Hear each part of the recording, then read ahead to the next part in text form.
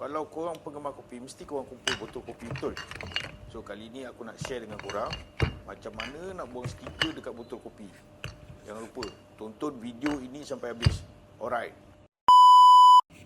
Bila dah kumpul banyak-banyak ni, ingat nak buat bekas rempah je. So nak buang dia senang je. Ambil hot air gun, kau panaskan. Panas dekat stiker tu.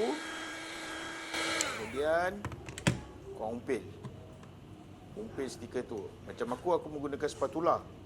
So aku umpil spatula. Sama ada spatula ataupun benda yang nipis yang sedang korang untuk umpil.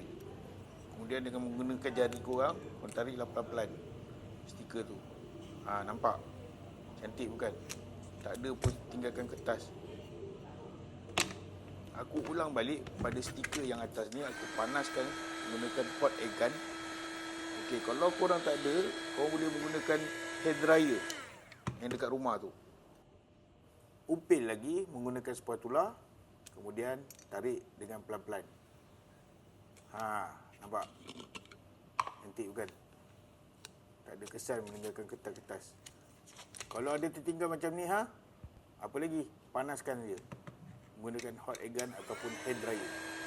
Kasih panas lagi, kemudian umpil. Settle masalah. Yang mana baki-baki tu kau kikis je lah. Tak ada masalah pun. Bekas kopi pun dah cantik. Dah boleh buat untuk jadi bekas rempah pula. Okey, kalau korang tak ada hot air gun tu, ada dekat link bawah. Aku dah sediakan. Okey, bye.